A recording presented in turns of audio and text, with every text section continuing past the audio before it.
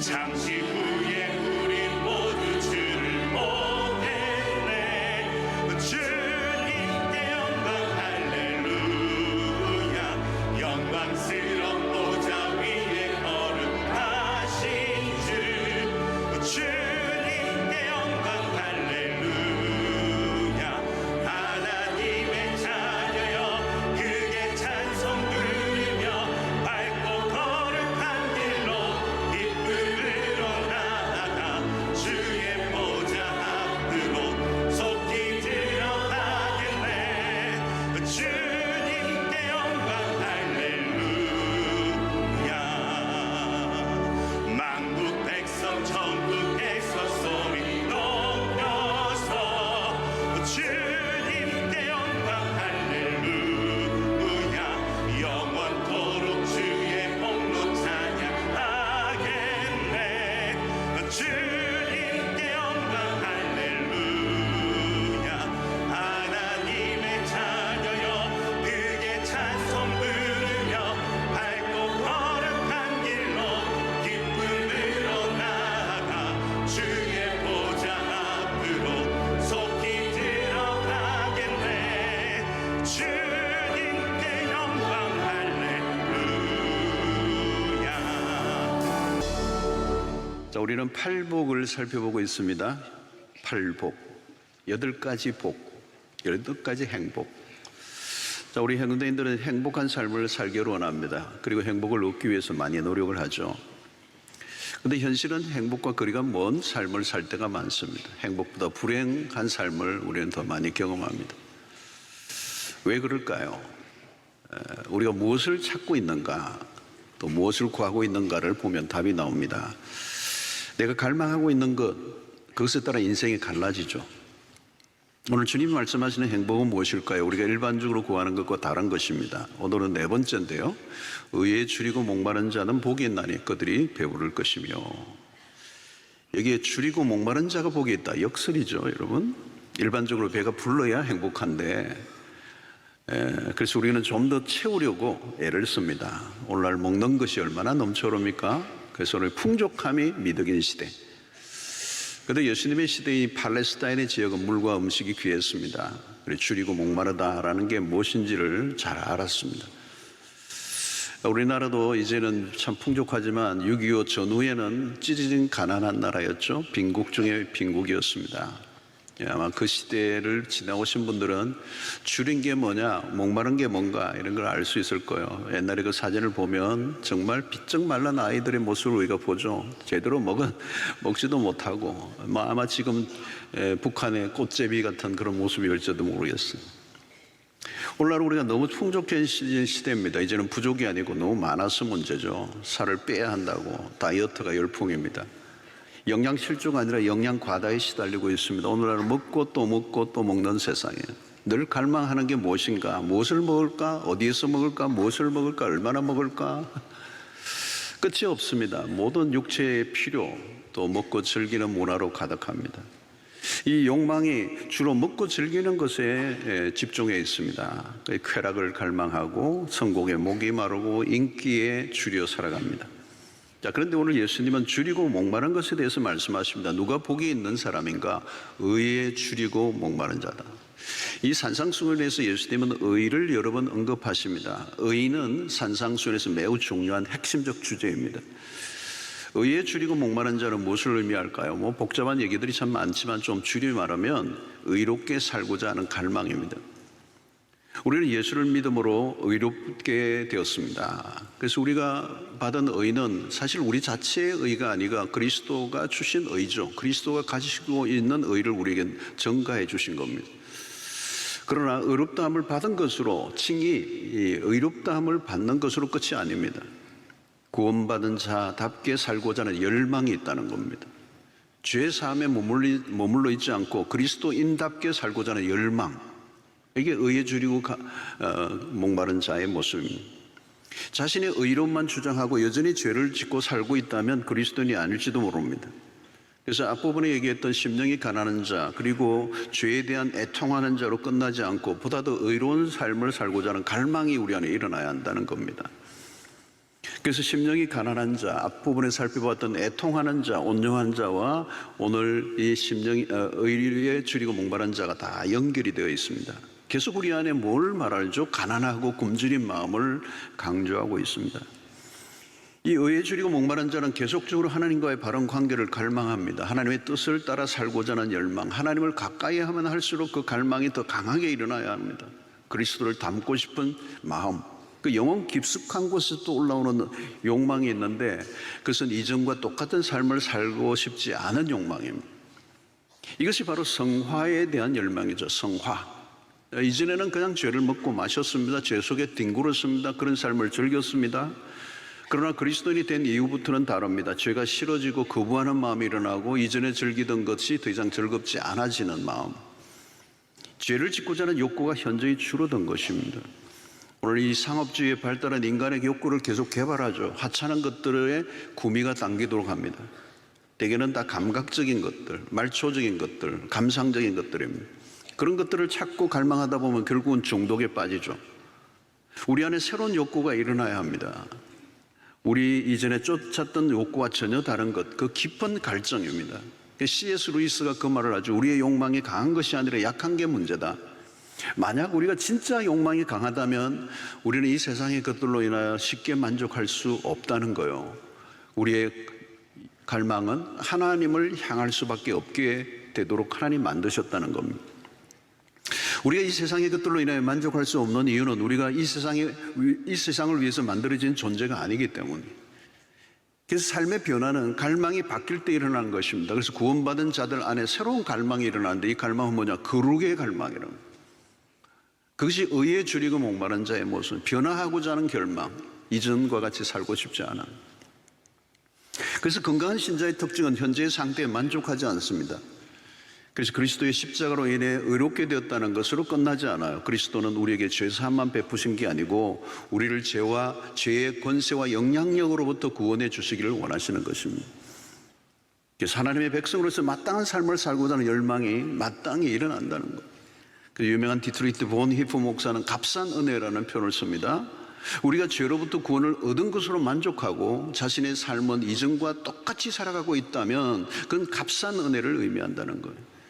그리스도인이라고 하지만 실제로는 그리스도인이라고 할 수 없는 모습으로 살고 있다면 그 사람은 은혜를 아는 게 아니라는 겁니다. 은혜를 너무 값싸게 만들지 말라는 거예요. 은혜 아래 산다는 것을 이용하려고 해서는 안 된다는 겁니다. 죄의 유혹으로부터 자신을 지켜 하나님과 온전한 관계에 있기를 원해야 하는 것이죠. 이게 성화에 대한 욕구라는 겁니다. 그래서 C.S. 루이스는 우리의 최상의 소유는 곧 결핍이다 이런 표현을 썼어요. 그리스도와 깊이 동행할수록 그분께 더 굶주려진다는 겁니다. 하나님을 더 갈망할수록 죄를 더 끊고 싶어지는 것, 죄의 오염으로부터 자유로워지고자 하는 마음이 일어나는 것입니다. 이것이 새로운 삶을 살고자 하는 욕구인 것이죠. 여러분, 복음의 빛 안으로 들어갈수록 어둠의 일들이 보입니다. 죄에 대해서 민감해져요. 그릭하게 살수록 더 목이 말라지는 것입니다. 근데 바리새인들은 어땠습니까? 스스로 자신들이 쌓은 의에 만족했습니다. 의에 줄이고 목마른 자의 모습이 아니에요. 스스로 충분하다고 여기고 교만했습니다. 바로 이것이 탕자의 비유에 나오는 큰 아들의 모습이에요. 그는 동생과 비교하며 판단하기 시작합니다. 아버지의 행위에 대해서 불만을 터뜨립니다. 아버지는 불공평한 분으로 오해를 했어요. 자신의 열심에 스스로 꽉 차 있었습니다. 그에게는 의에 줄이고 목마른 자의 모습을 찾아볼 수 없는 것입니다. 여러분, 신앙에 위험 신호가 있습니다. 신앙생활의 위험 신호가 뭐냐면 목마름이 없어지는 겁니다. 의에 줄이고 목마름이 없어져요. 자신에 대해서 만족하는 것. 난 잘하고 있어. 난 충분해. 지금 나는 문제가 없어. 라고. 여러분, 참된 그리스도는 늘 목이 마른 상태여야 합니다. 갈증과 이 배고픔은 뭘 의미하죠? 필요를 채우라는 신호입니다. 갈증과 배고픔이 있다는 건 건강하다는 뜻입니다. 병이 들거나 죽은 사람은 식욕이 없습니다. 의에 줄이고 목이 마르지 않다면 신앙에 문제가 생긴 것입니다. 여러분, 줄이고 목마름은 선택적 사치품이 아닙니다. 물과 음식이 없으면 존재 자체가 불가능합니다. 선택이 아니라 절대적 필수예요. 육체적 생명을 위해 물과 음식이 있듯이 필요하듯이 영적 생명도 마찬가지입니다. 하루도 물과 음식을 마시지 않으면 우리가 살 수 없는 것처럼 우리의 영혼이 의에 줄이고 목마른 자로 살지 않으면 우리의 신앙은 죽어 있을지도 모른다는 것입니다. 여러분, 우리의 영혼은 세상적인 것들로 만족하지 못합니다. 물질적인 것들은 부족한 것이 없을지라도 다 채워져 있어도 만족이 안 돼요. 여러분, 그것은 채워지지 않는 어떤 갈망이 우리 내면에 있다는 뜻입니다. 그것이 바로 의에 대한 목마름과 주림이에요. 이 의에 줄이고 목마름이 있어야 하나님이 채워주시는 겁니다. 시편 63편 1절에 보면 하나님이여 주는 나의 하나님이시라 내가 간절히 주를 찾되 물이 없어 마르고 황폐한 땅에서 내 영혼이 주를 갈망하며 내 육체가 주를 악모하나이다. 내가 간절히 주를 찾되 물이 없어 마르고 황폐한 땅에서 내 영혼이 주를 갈망한다는 거죠. 얼마나 여러분 심각한 상황입니까? 이 뜨거운 태양이 내리쬐는 팔레스타인 땅에서 물이 없고 마른 땅에 있다는 사실은 얼마나 절박한 상태인지 모릅니다. 여러분, 이 목이 마른 상태에서는 다른 게 필요하지 않아요. 오직 물입니다. 다른 것은 의미가 없어. 이 시는 하나님에 대한 갈망을 절박하게 표현합니다. 육체적인 경험은 영적인 상태를 잘 비추어주죠. 그래서 의에 대해서 끊임없이 목마르고 줄인 자의 모습을 시인이 그려주고 있습니다. 여러분, 더운 기후에 물을 마시지 않으면 탈수 현상이 일어납니다. 위급한 상태죠. 마찬가지로 영적 탈수 현상을 겪을 때가 있습니다. 시인은 영적인 탈수 상태에 빠져 있는 거죠. 다른 것으로는 해결할 수 없습니다. 종교적인 어떤 형식적인 종교 활동으로는 채워줄 수 없습니다. 여러분, 우리는 하나님을 찾기보다 하나님으로부터 오는 걸 갈망할 때가 많습니다. 행복을 구하지만 정작 행복을 주시는 하나님을 찾지 않는, 하나님이 누구이신가를 알면 하나님을 갈망하지 않을 수가 없죠. 하나님을 갈망하지 않는다는 말은 하나님을 만나본 적이 없기 때문입니다. 시편 33편 8절에 보면 너희는 여호와의 선하심을 맛보아할지어다. 그에게 피하는 자는 복이 있도다. 여러분, 하나님의 선하심을 맛보아할지어다 이렇게 했어요. 여러분, 하나님의 선하심을 맛본 사람은 갈망하게 되어 있습니다. 여러분, 세상에 강한 맛이 많죠. 그러나 가장 강한 맛은 하나님을 맛보는 것입니다. 하나님에 대한 갈망이 가장 강한 것이에요. 그 맛본 사람은 아는 것입니다.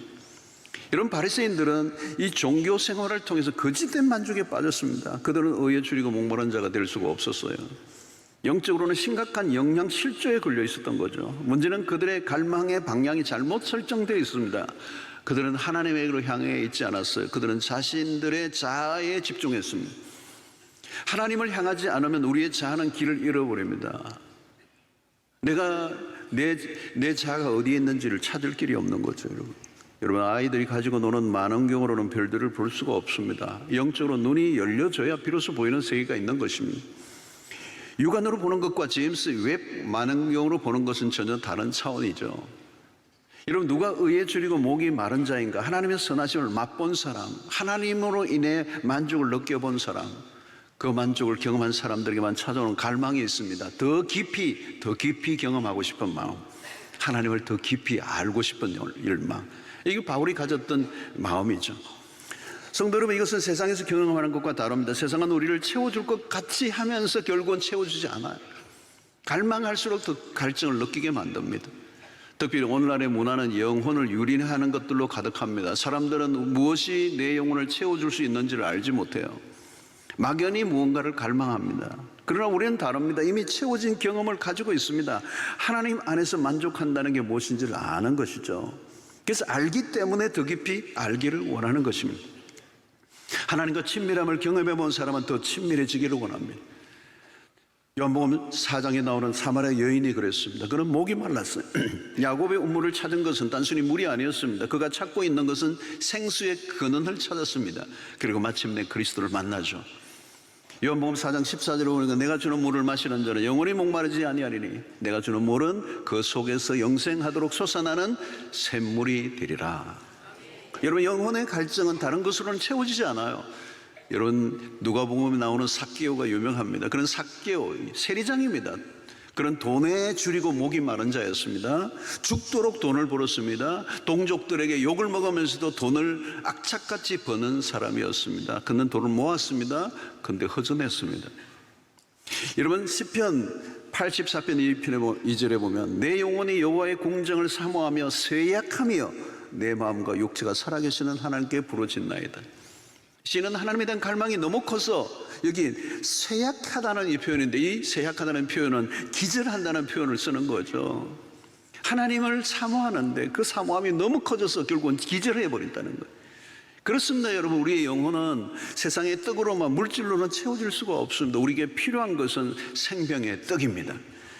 요한복음 6장 35절에 예수께서 이르시되 나는 생명의 떡이니 내게 오는 자는 결코 줄이지 아니할 터요 나를 믿는 자는 영원히 목마르지 아니하리라 그랬습니다. 이런 주님은 마귀의 시험을 말씀으로 이기셨습니다. 마태복음 4장 4절에 보니까 예수께서 대답하여 이르시되 기록되었으되 사람이 떡으로만 살 것이 아니요 하나님 입으로부터 나오는 모든 말씀으로 살 것이라 하였느니 하시니, 여러분, 참된 만족은 하나님의 입에서 나오는 말씀으로 주어지는 거예요. 떡은 일시적인 만족을 줍니다. 그러나 하나님의 말씀은 영원한 만족을 주십니다. 하나님에 대한 갈망과 하나님을 닮고 싶은 갈망은 우리 안에 이렇게 끊임없이 식지 않고 일어나야 하는 거죠.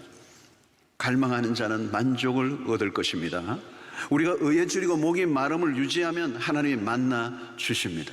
그래서 팔복을 가만히 살펴보면 공통점이 있는데 어떤 것들에 대한 갈망입니다. 그 갈망의 핵심은 이 세상의 어떤 갈망들이 아니라 영적인 갈망이라는 거예요. 하나님만이 채워줄 수 있는 것을 갈망하라는 것입니다. 오늘 그 갈망을, 그 목마름을 유지하는 것, 그 갈망이 계속 우리 안에 일어나고 하나님에 대한, 하나님의 그 의에 대한 갈망, 하나님의 더 거룩한 삶으로의 열망을 식지 않고 끊임없이 우리의 가슴에 유지하고 그 갈망을 채우기 위해서 몸부림을 치는, 나는 여전히 배가 고픕니다, 여전히 줄입니다, 여전히 나는 만족하지 않습니다, 이 태도를 유지하며 신앙생활을 하는 여러분들이 되시기를 축원합니다. 자, 의에 줄이고 목마른 자는 개인적인 것으로만 끝나지 않습니다. 그 갈망은 세상을 향하게 되어 있습니다. 마태복음 6장 33절이죠. 그런즉 너희는 먼저 그의 나라와 그의 의를 구하라. 그리하면 이 모든 것을 너희에게 더하시리라. 이런 주님은 생존 문제보다 하나님의 나라와 의를 구하라고 했습니다. 하나님을 추구할수록 하나님의 마음이 우리 안에 들어옵니다. 죄로 인하여 깨어진 세상의 회복에 대한 갈망입니다. 세상의 불의와 무질서함들이 바로 잡혀지고 물이 바다 덮은 같이 하나님의 공의와 은혜가 온 땅에 가득하기를 갈망하는 마음. 여러분, 오늘날 한국교회 안에 복음이 매우 사적으로 기울어져 있습니다. 공동체보다 개인, 공교회보다 개교회, 공공성보다 사적 용도로 신앙이 기울어져 있습니다. 세상에 대해서 당연히 소극적인 태도를 보이게 되죠. 이것은 복음에 대한 그릇된 해석에서 나온 것입니다. 기독교 역사 속에서 17세기, 18세기 경건주의 운동이 있었습니다. 영적 갱신 운동이었어요. 이 종교개혁 이후에 교회가 제도화되고 형식주의화 되는 것에 대한 반발이죠. 영적인 피폐함에 대한 반발로 이 부흥 운동이 일어났습니다. 근데 개인의 경건에 대한 강조를 많이 했어요. 거기까지는 좋은데 어느 순간부터 개인주의적인 신앙으로 흐르고 말았습니다. 공적인 부분에 대한 관심이 현저히 약화되고 말았던 거죠. 성도 여러분, 복음은 개인적이면서 공적입니다. 주님이 율법을 시원하게 설명해 주셨죠. 구약의 모든 율법과 선지자의 강령을 통틀어 하나님의 사랑과 이웃 사랑으로 요약했습니다. 하나님의 사랑은 이웃 사랑을 포함하고 있습니다. 이웃 사랑이 뭘까요? 공동체성이 강조되는 것입니다. 우리가 사적 용도로만 복음을 받아들인다면 복음을 왜곡했다고 볼 수가 있습니다. 우리는 역사에 대한 책임의식을 가지고 있어야 합니다. 하나님의 나라가 현재적으로 임하는 일, 그 성경의 핵심적 주제는 창조, 타락, 구속입니다. 우리가 구원을 얻었다면 이제 타락한 세상의 회복을 위하여 부름을 받았다는 겁니다. 세상의 신음소리에 귀를 기울여야 합니다. 그게 공적인 책임입니다. 공공성에 대한 관심입니다.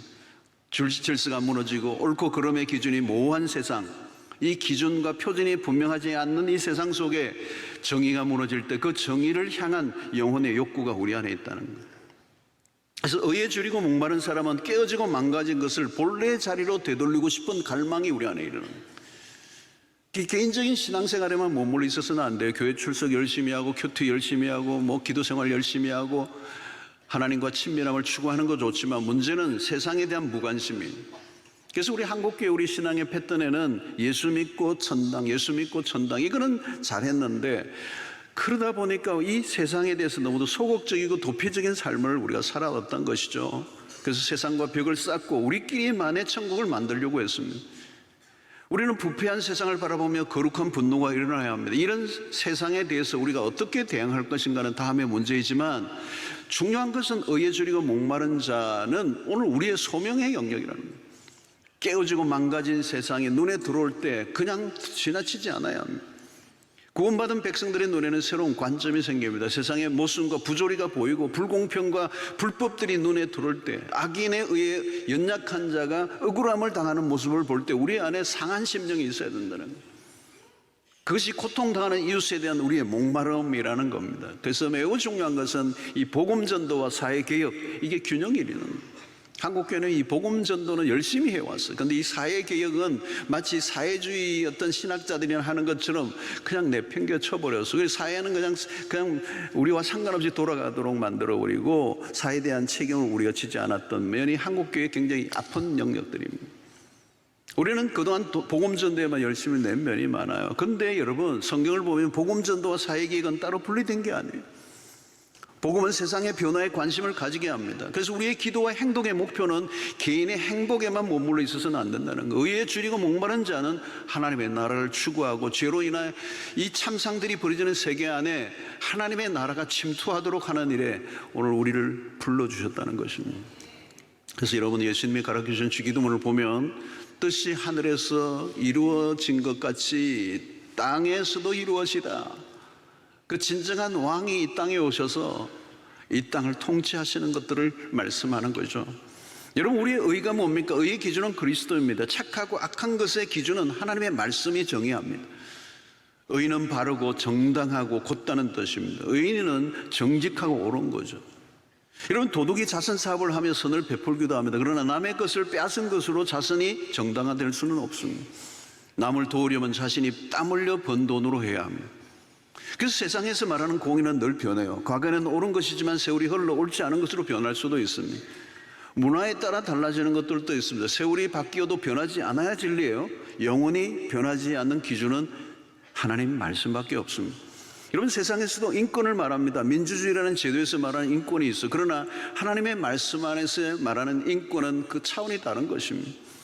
성경적 관점에서 인간을 어떻게 보는가? 하나님의 형상대로 지음받은 인간이에요. 하나님이 당신의 아들을 보내어 구원하실 정도로 인간은 소중한 존재. 인본주의자들이나 정치가들이 강조하는 인권과 다른 차원입니다. 하나님의 나라는 세상에서 말하는 제도와 시스템과 근본적으로 달라요.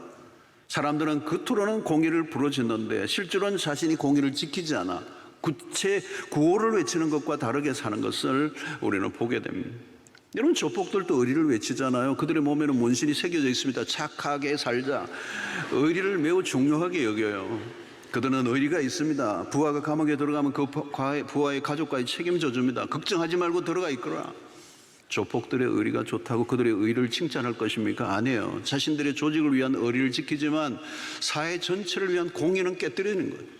그들 안에 질서가 있었지만 세상의 질서를 무너뜨립니다. 자신들의 현실적 이익을 위해 다른 사람의 이익을 가로챕니다. 자신들보다 더 악한 자들을 압제하고 약한 자들을 압제하고 탈취합니다. 그것은 의리가 아니라 범죄죠. 여러분, 이것이 나라들 간에도 공의가 깨진 모습을 우리가 많이 봅니다. 역사는 언제나 강한 나라가 약한 자를 집어삼키는 구조죠. 우리나라도 힘이 없을 때 일본의 침략을 당했습니다. 지금도 세상은 힘의 정치입니다. 세계는 군비 정강에 열을 올리고 신냉전 시대를 살고 있습니다. 세상은 힘이 세면 그것이 곧 정의라고 말합니다. 여러분, 구약의 선지자들은 악인의 포악을, 그리고 그 속에서 고통하는 백성들의 관심을 보였습니다. 세상의 구조 악에 대한 하나님의 심판을 외쳤습니다. 전쟁과 가난의 문제, 환경 오염의 문제, 사회적 불의와 부조리들, 이 치열한 경쟁 시스템 안에 일어나는 격차들로 인해 생기는 약자들을 바라볼 때 우리 안에 어떤 마음이 일어나는가 하는 거죠. 이 정의에 대한 목마름입니다. 그리스도인은 세상이 요구하는 기준보다 더 높은 기준을 가지고 있어야 합니다. 사회가 요구하는 것보다 하나님이 요구하시는 것이 더 높기 때문입니다. 정의를 외치는데 뒤로는 불법을 행하는 경우가 많습니다. 선을 위하여 한다면 그 과정도 선해야 합니다. 나는 정당하다고 여기는데 다른 사람들이 보기에 정당하지 않을 수도 있습니다. 그 기준을 어디에 둘 것인가? 의는 하나님과의 관계 안에서 설정되는 것입니다. 죄인은 스스로 의로울 수 없습니다. 의를 판단하는 기준 자체가 어긋나 있기 때문이에요. 의의 기준이 오락가락합니다. 주어진 상황과 여건에 따라 판단이 달라지기도 합니다. 이것은 우리가 늘 세상에서 확인하는 모습들입니다. 그러나 하나님의 말씀은 변함이 없습니다. 여러분, 우리가 아무리 어렵게 살아도 완전하지 않습니다. 정의를 외치는데 정의의 칼날이 자신에게로 향하면 살아남을 자가 없습니다. 남다르게 철저히 살아가는 것처럼 보이지만 숨겨진 죄가 있는 것들이 많죠. 여러분, 장관 후보자들 청문회를 할 때 보면 놀랍습니다. 어디에서 찾아내었는지 결격 사유들이 무수하게 드러납니다. 결국은 그 후보자가 부적격자로 심판을 당하고 물러납니다. 여러분, 자기가 스스로 만든 의는 부실합니다. 우리가 자랑하는 의는 보잘것없습니다. 가끔 자신만만하게 다른 사람을 비판하는 사람들이 있습니다. 나는 이렇게 의롭다. 나와 너는 다르다. 그러나 여러분, 다른 사람을 정죄하고 판단하는 그가 진정한 의를 가지고 있느냐는 겁니다. 여러분, 바리새인들은 하나님의 의를 왜곡한 사람들이었습니다. 그들은 자신의 의에 도취되어 있습니다. 그리고 다른 사람을 비판해요. 그러나 주님이 보시기에는 가장 문제가 많은 사람들이었습니다. 우리가 그런 사람들이요. 내가 보기에는 의롭게 산다고 했는데 돌아보면 불의한 것들이 많아요. 우리가 다른 사람을 판단하는 데는 한계가 있습니다. 영적, 도덕적 수준에 따라 의의 기준이 달라집니다. 우리의 관점은 언제나 왜곡될 수 있습니다. 어렵게 살고 의를 추구한다는 것은 결코 쉬운 일이 아닙니다. 모든 판단은 하나님이 하십니다. 하나님은 의로우신 분입니다. 의의 기준은 오직 하나님 한 분밖에 없어요. 공의로 판단하시는 분은 하나님이신 것이죠. 여러분, 우리는 하나님의 의를 세상에 펼치는 일을 위하여 부름을 받았습니다. 하나님은 우리 안에 정의를 추구하는 마음을 불어넣어 주셨어요. 그래서 정의롭지 않은 일이 벌어질 때 우리 안에 어떤 의분이 일어나죠. 약자가 억압을 받는 것을 볼 때 우리는 도울 수 있는 것을 찾아내고자 합니다. 그리고 기도하고 개인적으로 실천할 것들을 찾아내고자 하죠. 그래서 이것은 개인적인 경건을 위하여 노력하는 만큼 연약한 이웃을 돕는 일도 함께 하고자 하는 마음이 일어나는 것을 우리는 의에 줄이고 목마른 자라는 것입니다. 여러분, 우리가 의를 추구하지만 우리의 힘만으로는 이룰 수 없습니다. 하나님의 인도가 필요합니다. 시편 23편 3절에 보면 내 영혼을 소생시키시고 자기 이름을 위하여 의의 길로 인도하시는도다. 우리는 매일 말씀의 빛 안에서 개인의 삶과 세상을 바라보아야 됩니다. 의에 대한 갈망은 상한 마음에서 흘러나옵니다. 거룩한 불만족이죠. 망가진 세상의 회복을 갈망하면서 우리가 선 자리에서 하나님의 공의가 세워지는 일을 위하여 기여하고자 하는 마음, 깨어진 세상을 바라보며 더 많이 기도하는 것, 어두운 세상 안에 우리가 세상의 빛과 소금으로 부름을 받았다는 사실. 그래서 우리는 개인의 이익만이 아니라 공익을 실천하는 자리에 있게 되고 나로 인한 내 주변이 조금씩 변화가 일어나는 그 삶을 눈으로 보는 것, 바로 이것이 의에 줄이고 목마른 자의 삶인 것입니다. 더 나은 세상을 꿈꾸는 사람들에게 일어나는 자연스러운 내 내면의 갈망이 의에 줄이고 목마른, 세상의 불의와 악을 보면서 그냥 지나치지 않고 그 속에 우리 안에 갈망이 일어나고 이 깨어진 세상 속에 하나님의 나라가 통치가 일어나기를 갈망하는 마음이 내 안에 끊임없이 일어나게 될 때, 망가지고 어그러지고 흐트러져 있는 모든 것들 다시 본래의 자리로 돌아가게 만드는 그 마음이 우리 안에 일어나야 돼요. 그래서 우리가 뉴스를 보든지 세상에 일어나는 사건과 일들을 바라보면서도 우리 안에 이 의에 줄이고 목마름이 일어나면 그 모든 사건과 일들이 하나의 비판의 대상이기보다 우리의 기도의 제목이 되고 그 모든 것들을 바꾸기 위한 나의 실천이 무엇인지를 돌아보게 되는 기회가 되는 줄로 믿습니다. 여러분, 의에 줄이고 목마른 자는 복이 있나니 그들이 배부를 것이며 누가 배부름을 받는 것입니까? 의에 줄이고 목마른 자는 그의 갈망을 하나님이 채워주신다는 겁니다. 그 갈망이 채워질 때 진정한 행복이 주어진다는 거예요. 의에 줄이고 목마른 자의 삶을 살아가는 그 자체가 행복이에요. 내 배만 채워진 상태에서 만족하는 것이 아니라 오늘 사회적 경쟁에서 뒤처져 먹을 것을 먹지 못하는 사람의 필요까지 채워줄 때 나에게 진정한 행복이 찾아온다. 그것이 바로 하나님의 나라가 임하는 일인 것입니다. 시편 107편 9절을 보면 그가 사모하는 영혼에게 만족을 주시며 줄인 영혼에게 좋은 것으로 채워주심이로다. 시편 34편 10절에 젊은 사자는 궁핍하여 줄일지라도 여호와를 찾는 자는 모든 좋은 것에 부족함이 없으리로다. 여러분, 잘못된 갈망은 잘못된 길로 인도합니다. 그러니까 갈망의 방향이 중요해요. 우리는 끊임없이 영적인 갈망을 가져야 합니다. 갈망하고 갈망해야 하는 것은 하나님입니다. 하나님으로부터 무엇이 아니라 하나님. 왜? 우리의 만족은 하나님으로부터 오기 때문입니다. 의에 줄이고 목이 마른 자가 될 때 이 세상의 것들을 잃어버린다는 뜻이 아닙니다. 오히려 세상의 좋은 것들을 더 깊이 누리게 되는 것입니다. 마태복음 6장 33절에 보면 그 끝에 뭐라고 말하죠? 너희는 먼저 그의 나라와 그의 의를 구하라. 그리하면 이 모든 것을 너희에게 더하시리라 그랬어요. 우리는 이제 세상의 것들로는 만족할 수 없는 존재가 되었습니다. 잘못된 것을 구하면 구할수록 더 목이 마르게 되어 있습니다. 불행은 엉뚱한 것에 줄이고 목마른 자가 되는 일입니다. 우리는 갈수록 더 그리스도를 닮기를 갈망해야 합니다. 현재의 영적 상태에 만족하지 않아야 돼요. 그래서 바울은 항상 두렵고 떨림으로 구원을 이루어 가라고 했습니다. 강한 영적 의욕을 가지는 거죠. 거룩한 욕심입니다. 그래서 우리는 신앙적 몸부림을 치는 거죠. 하나님을 더 알기를 원합니다. 하나님을 더 깊이 경험을 하기 원합니다.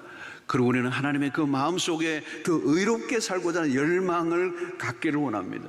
그리고 궁핍한 사람을 보면 돕고자 하는 마음이 일어나고, 나만 배부르다고 행복할 수 없어요. 의에 줄이고 목마름이 일어날 때 하나님께서 그 마음을 복 주시는 것입니다. 여러분, 하나님 우리에게 식욕을 주신 것을 감사한 일입니다. 식욕을 느끼고 먹는 것들로 인하여 만족한 삶을 사는 게 얼마나 좋습니까? 먹고 마시는 즐거움을 누릴 때마다 여러분, 하나님에게 영적 식욕을 달라고 기도하셔야 됩니다. 우리는 얼마나 좋은 것들을 먹기 위해서 노력합니까? 젊은이들이 맛집 정보를 구하고 줄을 서고 오픈런을 하고 얼마나 그 먹을 것을 찾기 위해서 간절합니까? 그 두 쫑쿠가 뭐라고 그렇게 줄을 서는 겁니까? 그 간절함, 밤을 새워서 줄을 서고, 우리가 영적으로 그런 간절함을 가지고 있는가? 여러분, 우리 시대는 소비를 끊임없이 부추기는 문화입니다. 인간의 욕망을 자극하는 문화로 가득합니다. 당신이 원하는 걸 가지라고 속삭입니다. 그리고 원하는 기대 수준을 계속 높이도록 유혹합니다. 갈망하는 것은 어떻게 해서라도 얻고자 해요, 사람들은. 그러나 여러분, 정작 사람들은 자신이 진정으로 원하는 게 무엇인지를 몰라요. 자신을 만족시켜 줄 것 같은 것들을 찾아 끊임없이 탐색합니다. 그리고 세상의 무수한 것들에 탐닉하며 살아가죠. 결국 무슨 현상이 일어납니까? 영적인 입맛은 사라져버리고 짜릿한 순간의 만족을 쫓아다닙니다. 여러분, 세상에 좋은 것들이 얼마나 널려 있습니까? 누리십시오. 그러나 중요한 것은 우리의 영혼의 진정한 만족은 오직 하나예요. 하나님이 주신 것에 도취되어 주신 분을 놓치면 안 돼요. 주님은 우리가 갈망해야 될 것을 정확히 알려주십니다. 의에 줄이고 목마른 자는 복이 있나니. 의에 줄이고 목마른 자가 행복한 사람입니다. 세상에 채워줄 수 없는 더 깊은 만족을 구하라는 것입니다. 일시적인 갈증을 채우는 일이 아니라 영원한 만족을 구하라는, 그게 채워지기까지 포기하지 말라는 거예요. 여러분들은 지금 무엇에 줄이고 목이 마르십니까? 무엇을 그렇게 애타게 찾으십니까? 혹시 시시한 것들을 갈망하고 살고 있지는 않습니까? 내가 그렇게 갈망하고 찾던 게 고작 이거야 라고 실망해버릴 것들을 찾고 있지는 않습니까?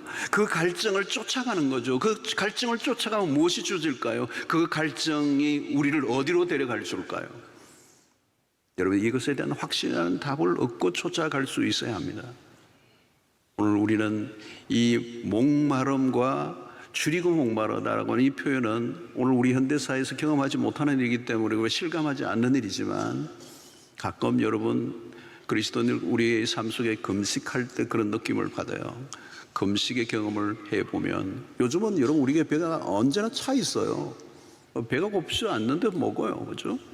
그러니까 이 줄이고 목이 마르다는 것을 우리는 알지 못하고 어떻게 실감하지 못합니다. 그러나 팔레스타인에서 일어났던 그 예수님의 시대 속에서 이 목이 마르고 줄인다는 이 사실은 죽기 직전입니다.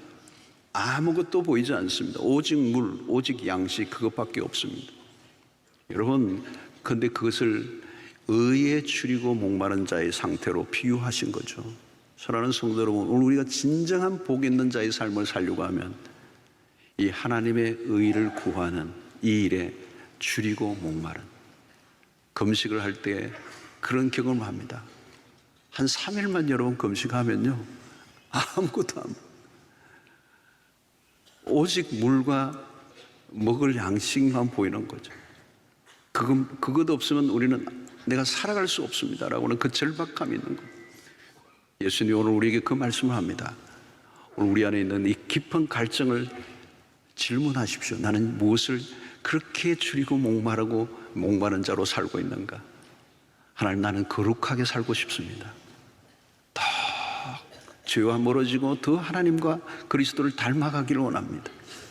그리고 깨어지고 망가진 이 세상이 하나님 나라로 회복되기를 원합니다. 이 망가진 세상이 다시 본래의 자리로 돌아가기를 원합니다. 이 타락한 이 세상 안에 하나님의 회복의 역사가 일어나기를 원합니다. 불의가 행해지고 이 세상에 어둠이 있는 그곳마다, 그리고 고통하는 그 소외되고 연약한 자들을 바라볼 때마다 하나님의 나라가 회복되기를 갈망하는 그 마음을 가지고 우리가 일상 속에 살아가게 될 때 하나님이 그 갈망을 채워주시고, 그 체험을 받을 때 우리에게 찾아오는 것이 뭘까요? 행복이라는 겁니다. 여러분, 내 배만 채워진 것으로 만족하지 마십시오. 굶주린 자들을 돌아보십시오. 내 집에서 내가 만족하며 사는 것로 끝나는 게 아니라 오늘 또 집이 없어 고통하는 사람들을 향하여, 또 그 고통하는 사람들이 만들어진 이 세상의 구조적인 악들과 시스템들을 바라보며 우리가 해야 될 것이 무엇인지를 찾고 갈망하는 이 마음, 이게 의에 줄이고 목마른 자예요. 사랑하는 성도 여러분, 의에 줄이고 목마른 이 삶은 이것이 끝날 때까지 포기하지 않는 것입니다. 아무리 채워도 또 줄이고 목마른 자의 상태. 신앙생활을 하면서 어느 순간부터 우리는 다 채워진 자로, 나는 그대로 잘하고 있어 라고 만족하고 있는 상태에 있다면 다시 한번 그분을 더 갈망하시고 주의 은혜를 더 사모하시고 더 주님의 말씀 앞에 내가 온전한 자로 세워지기를 갈망하며 믿음의 멈춤이 없이 끊임없이 다른 박질하는 여러분들이 되시기를 주의 이름으로 축원합니다. 하나님, 오늘 주님이 우리의 말씀하셨던 의에 줄이고 목마른 자의 상태, 우리가 늘 유지하며 살아가기를 원합니다. 시시한 것들을 갈망하며 보잘것없는 것으로 만족하고 끝나버릴 인생이 아니라 훨씬 더 높은 차원의 의를 우리에게 요구하시는 주님, 우리 자신에 대한 모습을 다시 한번 돌아보게 하시고 하나님의 말씀 앞에 더 거룩하고 의로운 자로 살아가기로 힘쓰는 목마른 자가 되게 하여 주시고, 뿐만 아니라 하나님, 이 세상에 깨어지고 망가진 세상에 하나님의 의가 이루어지는 그 일들을 위하여 우리의 삶을 헌신하며 내어놓으며 더 목마른 자로 그 하나님의 회복과 치유의 회복의 역사가 일어나기를 원하며 살아가는 저희들의 인생이 되도록 인도하여 주시옵소서. 그래서 망가지고 타락한 이 세상 가운데 하나님의 나라가 임하게 하여 주시옵시고 그 일에 쓰임받는 저희들이 되게 하여 주시옵소서. 이 세상의 불의와 이 세상의 그 불의 속에 고통을 당하는 사람들의 모습이 나와 무관하지 않다는 사실을 기억하고 말씀을 실천하며 빛과 소금으로 살아내는 저희들의 삶이 될 수 있도록 인도하여 주시옵소서. 개인의 신앙에 머물러 있지 않게 하시고 공동체와 이 땅과 하나님의 나라를 바라보며 믿음의 작은 실천을 통하여 순종을 통하여 주님의 나라를 이루어가는 일에 쓰임받는 우리 모두가 되도록 인도하여 주시옵소서. 예수님의 이름으로 기도하옵나이다. 아멘.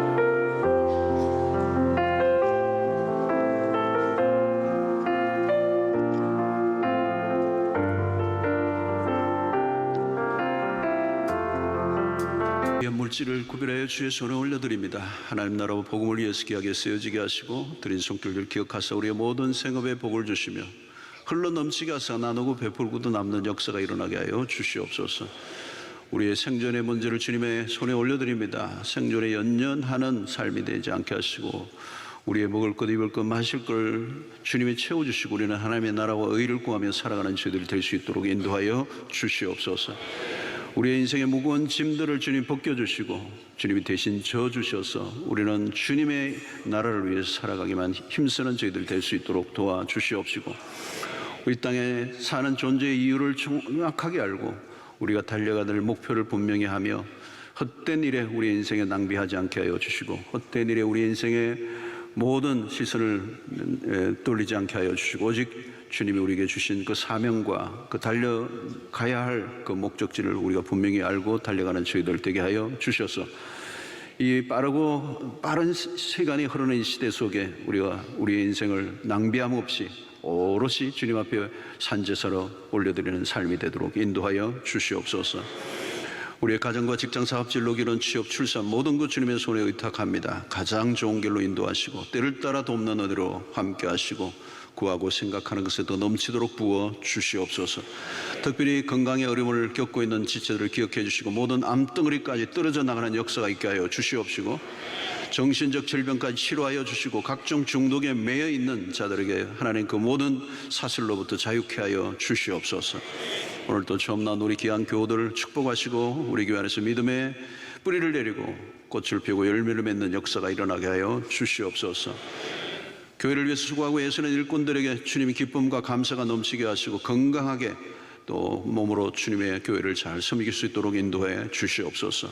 흩어져 있는 백성들 군대로 유학으로 출장을 어디 있든지 임마누엘을 함께해 주시고 이제 세상을 향하여 나아가는 주의 백성들, 이 광야 같은 세상, 거친 세상에 우리 홀로 버려두지 마시고 주의 권능의 팔로 우리를 붙들어 주셔서 일마다 때마다 함께 하시고 주님이 친히 간섭해 주셔서 악한 자들로부터 그리고 위험한 순간으로부터 마귀로부터 우리를 보호해 주셔서 언제나 풍성한 삶을 살아갈 수 있도록 한 주간도 함께하여 주시옵소서. 예수님의 이름으로 기도하옵나이다. 아멘. 이제는 우리 주 예수 그리스도의 놀라우신 은혜와 하나님의 크신 사랑과 성령의 교통하심이 더욱더 거룩한 삶을 살고자 하는 그 갈증을 우리에게 허락하여 주시고, 또 깨어지고 망가진 이 타락한 세상의 한가운데 모순과 부조리 속에 하나님의 나라, 하나님의 통치가 이루어지길 갈망하며 우리의 머무는 자리에서 세상의 변화를 꿈꾸며 날마다 그 회복을 위한 굶주림과 그 주림이, 그 목마름이 우리 안에 식어지지 않는 신앙생활을 하기로 결단하는 주의 백성들 머리 위에 지금부터 영원토록 함께 있을지어다. 아멘.